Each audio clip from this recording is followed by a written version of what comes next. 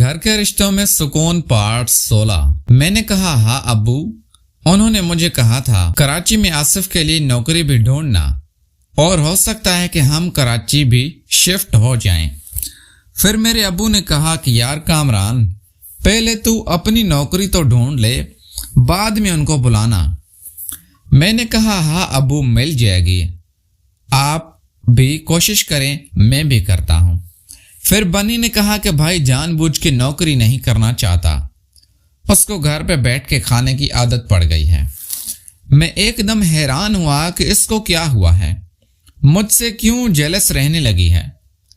پھر امی نے کہا کہ بنی تم خاموش رہو، ایسے نہیں بولتے بڑے بھائی کو۔ پھر ہم سب نے مل کے کھانا کھایا، اس کے بعد امی نے چائے بنائی اور پھر رات 12 بھی بج گئے اور ابو نے کہا کہ یار میں سونے جا رہا ہوں، آج میں تھکا ہوا ہوں، آفس کا پہلا دن تھا اور کام بھی بہت زیادہ تھا۔ تو میں نے کہا ٹھیک ہے ابو، آپ بھی جائیں، میں بھی جا رہا ہوں۔ پھر میں بھی اوپر اپنے کمرے میں آ کے سو گیا۔ نیند تو نہیں آ رہی تھی، بس میں یہی سوچ رہا تھا کہ ابھی آنے والی ہوگی بنی، کیا کروں، یہی سوچتے سوچتے 1 بھی بج گیا اور پھر بنی بھی آ گئی۔ اس نے کہا میں فون کر کے دانش کو بلاتی ہوں، تم جاؤ نیچے گھر کا گیٹ کھول کے آؤ۔ میں نے کہا خود ہی کھول لو۔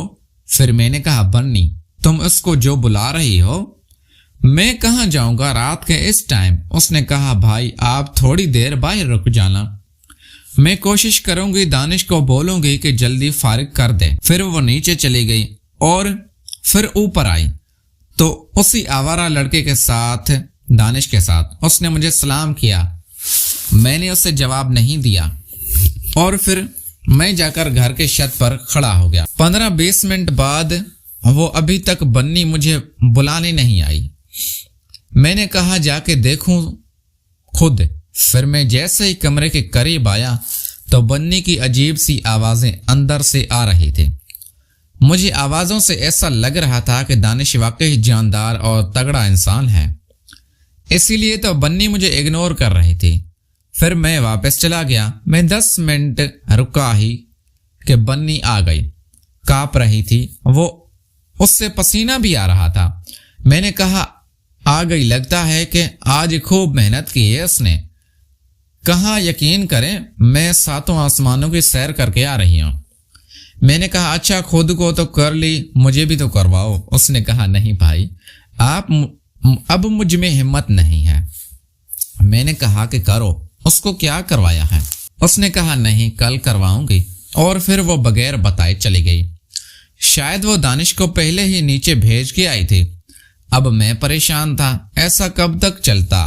آخر اس معاملے کا کوئی نہ کوئی حل تو نکالنا ہی تھا۔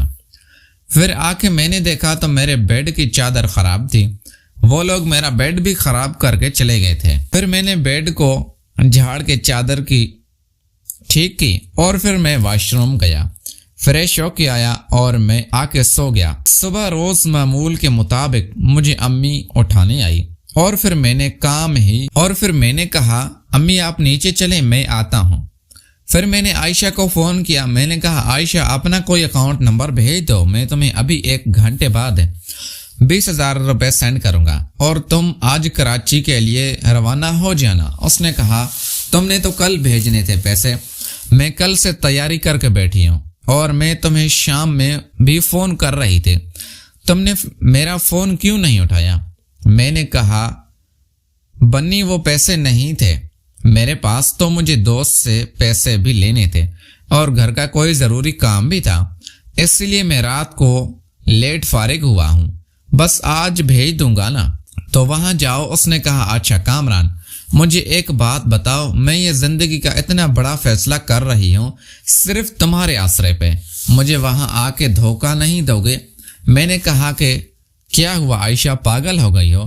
میں تمہیں یہاں اپنی ذمہ داری پہ بلا رہا ہوں، تم بلا جھجک آ جاؤ، تمہیں یہاں کوئی پریشانی نہیں ہوگی۔ اس نے کہا کامران دیکھ لو، بس میں نے تم پہ پھر بھروسہ کیا ہے، ورنہ میں کسی پہ بھی بھروسہ نہیں کرتی، میرے ساتھ بہت دفعہ دھوکہ ہو چکا ہے۔ میں نے کہا عائشہ تم فکر نہ کرو، میں ہوں نا۔ اور ویسے بھی تم نے مجھے خوش رکھنا ہے، میں تمہیں خوش رکھوں گا۔ اس نے کہا کامران تم اس چیز کی فکر نہ کرو، میں تمہیں اتنا خوش کروں گی کہ تم مجھے پوری زندگی بھول نہیں پاؤ گے۔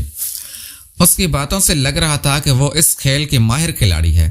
میں نے کہا اچھا ٹھیک ہے عائشہ، تم تیاری کر لو اور مجھے اکاؤنٹ نمبر واٹس ایپ پہ سینڈ کر دو، میں تمہیں پیسے بھیج کر اسکرین شاٹ بھیج دوں گا۔ اس نے کہا اوکے، اور پھر میں نے فون بند کیا۔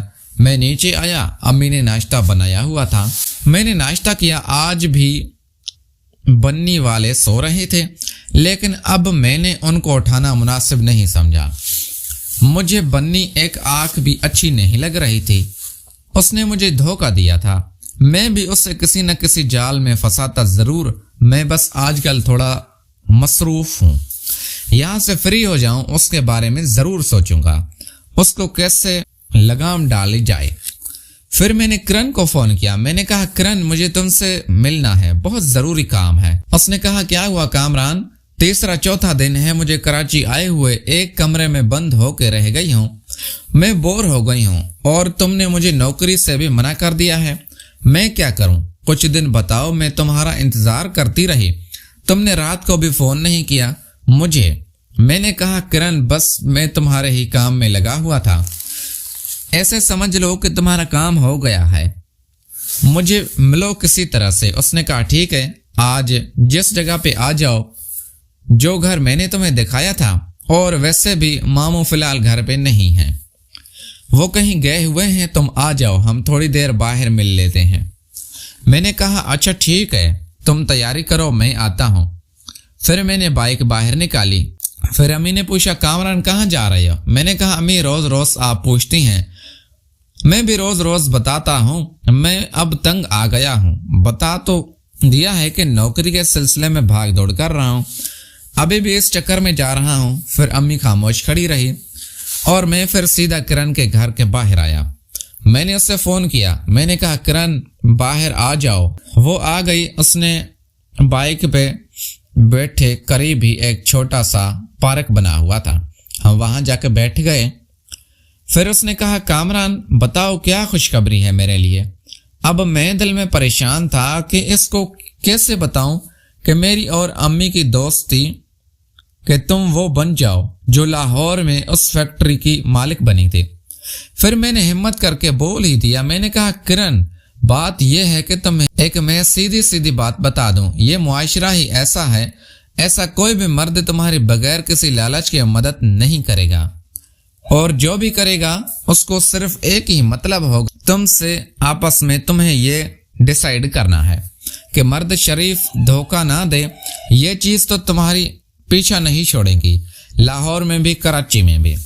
پھر اس نے کہا ہاں کامران اس چیز کا اندازہ مجھے ہو گیا ہے، اب میری زندگی ایسے ہی گزرے گی۔ پھر میں نے کہا ہاں کرن ایسا ہی ہے۔ پھر میں نے کہا کرن میرا ایک دوست ہے، کروڑ پتی ہے، وہ نوجوان ہے، میرا ہم عمر ہے، میں نے اس سے بات کی ہے تمہارے بارے میں کہ میری کرن دوست ہے، اس کے 2 بچے ہیں، اس کے پاس رہنے اور کھانے کے لیے گھر نہیں ہے، تو اس دوست نے کہا ہے کہ میں اس سے رہنے کے لیے اور کھانے کے لیے جگہ دے دوں گا۔ بس کرن وہ وہی ڈیمانڈ کر رہا ہے جو اس لاہور والے نے کی تھی، لیکن وہ تو ظالم تھا، یہ ویسا نہیں ہے، یہ دل کا اچھا ہے، اور تمہیں یہاں باہر بھی نہیں نکلنا پڑے گا، ہر چیز تمہیں گھر بیٹھے عزت سے ملے گی، جو بھی فرمائش کرو گی دوسرے دن وہ تمہارے ہاتھ میں ہوگی۔ پھر میں نے کہا کرن کیا پتا وہ شادی شدہ بھی نہیں ہے، اس کو اتنا سکون دینا کہ وہ تمہارے بغیر رہ ہی نہ پائے، وہ خود تمہیں شادی کے لیے بولے۔ کرن اگر یہی کام ہی کرنا ہے نا اس معاشرے میں، تو سب سے اچھا آپشن یہ میرا دوست ہے، کیونکہ میں اس کو اچھی طرح جانتا ہوں، یہ تمہارے ساتھ ظلم نہیں کرے گا، یہ 2 بندوں کو نہیں لائے گا، یہ اکیلا ہے، اور یہ آئے گا بھی کبھی کبھی، اس کو خوش کرنا ہے۔ پھر کرن کافی دیر خاموش بیٹھی رہی، نظریں جھکا کے، اور پھر میں بھی خاموش ہو کے بیٹھا رہا۔ تقریباً 5-7 منٹ بعد اس نے ایک لمبی سانس بھری، اس نے کہا ٹھیک ہے کامران، اگر قسمت کو یہی منظور ہے تو مجھے بھی منظور ہے، بن کے رہنا چاہتی ہوں، مجھے وہ جو بنانا چاہتا ہے، لیکن ہاں اس بارے میں پورا اپنا حق لوں گی، مجھے کل کو اپنے بچوں کی زندگی بھی بنانی ہے، آخر کب تک میں ایسے کام کروں گی؟ میں نے اپنے بچوں کے فیوچر سیٹ کرنے ہیں، خوش اس سے میں دل سے کروں گی تو مجھ سے بات کی جائے۔ تو میں نے کہا ٹھیک ہے کرن، تم اس چیز کی فکر نہ کرو، میں خود بھی اس سے بولوں گا، وہ تمہیں تمہاری سوچ سے زیادہ دے گا۔ پھر میں نے اس سے کہا کرن اچھا مجھے ابھی جانے دو، ہم نے جانا ہے، تمہارے لیے کوئی فلیٹ وغیرہ بھی ڈھونڈنا ہے، اس میں سامان بھی شفٹ کروانا ہے۔ ہاں ایک اور بات کرنی تھی وہ بھول گیا ہوں، ایک اور لڑکی بھی ہے، وہ لاہور سے آ رہی ہے، اس کی بھی نوکری نہیں ہے، وہ بھی گھریلو حالات سے تنگ و پریشان ہے، وہ بھی تمہارے ساتھ رہے گی، تو تم اس چیز کی اجازت دے دی؟ میں نے کہا اچھا کرن اکیلی نہیں رہے گی، پتہ نہیں اکیلا انسان ڈپریشن میں چلا جاتا ہے، تو تم 2 ہو جاؤ گی تو ہنسی خوشی رہو گی۔ اس نے کہا ہاں کامران یہ تم نے اچھا کیا۔ پیارے دوستو، اگر آپ کو یہ ہماری کہانی پسند آئی ہے تو اس ویڈیو کو لائک کر کے چینل کو لازمی سبسکرائب کریں۔ ملتے ہیں اگلی ویڈیو میں، تھینکس فار واچنگ۔